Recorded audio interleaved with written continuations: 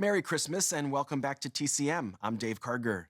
Up next is a film that's guaranteed to bring you a strong dose of Christmas cheer.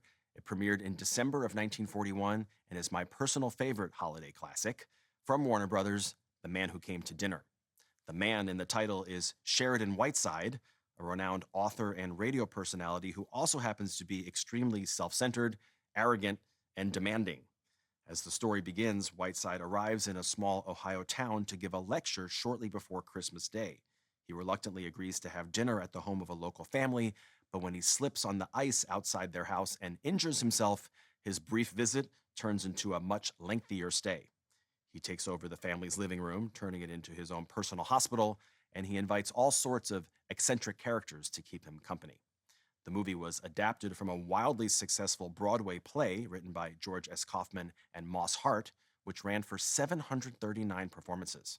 Kaufman and Hart based many of the characters on their own famous friends.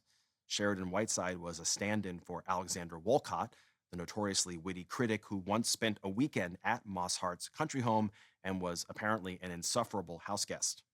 On stage, the role was originated by Monty Woolley, but despite his success in the Broadway version, Warner Brothers didn't initially plan to cast him in the film. Other actors tested for the part, including Charles Laughton and Frederick March. Orson Welles was also interested and wanted to direct the film as well, but RKO refused to loan him out. In the end, none of the other options panned out, so the studio gave the part to Monty Woolley, and thank goodness they did. Woolley's performance carries the film, and the way he delivers one zinger after the next never fails to make me laugh out loud.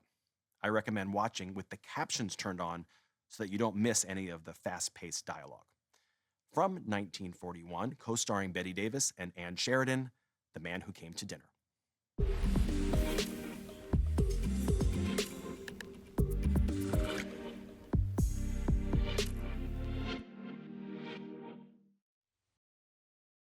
As I mentioned earlier, playwrights George S. Kaufman and Moss Hart based many of the characters in The Man Who Came to Dinner on their own celebrity friends.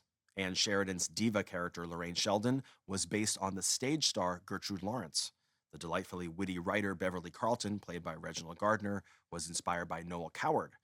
And Jimmy Durante's character Banjo was modeled on Harpo Marx.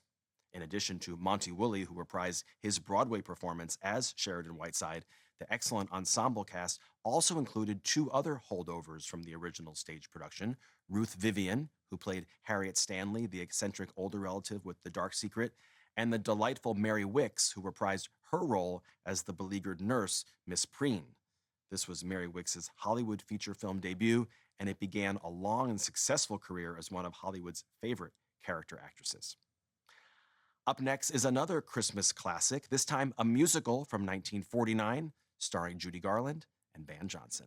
Next on TCM, in the good old summertime. Then, A Matter of Life and Death. And later, Angels in the Outfield. Shag flies with TCM tonight.